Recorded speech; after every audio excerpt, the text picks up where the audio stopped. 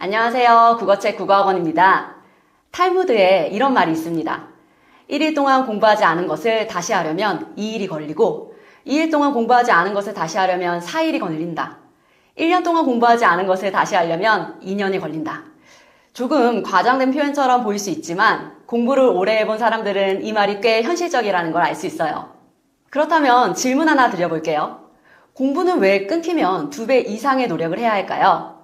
많은 학생들이 공부를 시작할 때 강한 의지와 큰 목표를 가지고 시작하죠. 이번 시험은 꼭 잘 보겠다. 이번 방학에는 정말 열심히 하겠다.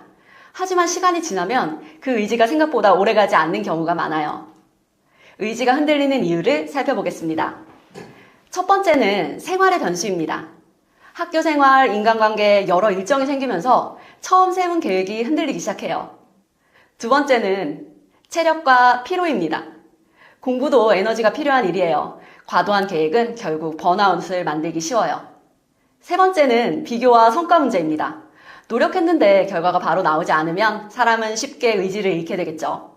공부를 잘하는 학생들을 살펴보면 한 가지 공통점이 있어요. 극가성비 고효율로 공부한다는 점입니다. 잘하는 친구들에게 제가 하는 일은 핵심 자료를 제공하고 뒷짐지고 공부하는 것을 지켜보다가 의문이 나는 부분을 해결해 주는 거예요. 이러한 공부 방식은 강사에게도 학생에게도 가성비입니다.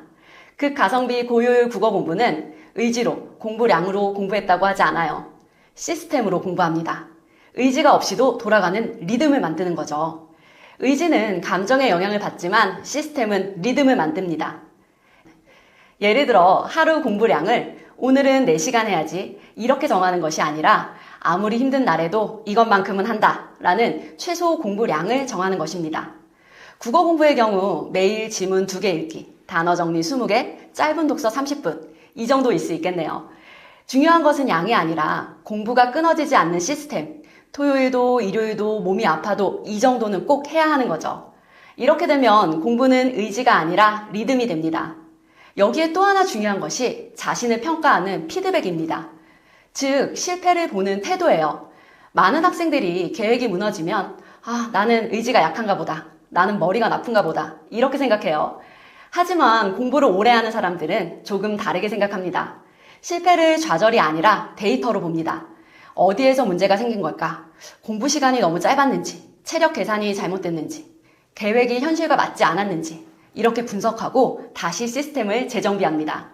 문제 상황이 발생하면 해결책을 찾는 거예요. 그러면 다시 원활하게 공부가 진행되고 성과의 변화가 나타나게 되는 거죠. 또 장기적으로 중요한 전략이 있어요. 바로 기본 유지입니다. 운동으로 따지면 기초체력 같은 거예요.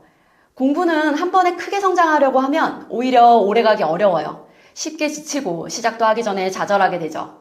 그래서 오래가는 학생들은 에너지의 60에서 70%를 기본 공부 유지에 씁니다. 진로 관련 독서, 교과서 기본 개념 익히기, 시험 범위 내용들을 반복해서 읽고 정리하기. 이런 것들이 바로 기본 공부입니다. 그리고 그 위에 플러스 알파를 쌓아가는 거예요. 결국 기본 공부를 통해 오랫동안 쌓아올린 리듬이 독서와 사고력이 되고 시스템이 됩니다. 그래서 공부에서 가장 중요한 것은 공부 의지도 아니고 공부량도 아니고 공부가 끊기지 않는 시스템을 만드는 능력입니다. 마지막으로 여러분께 앞서 언급했던 질문을 다시 드릴게요.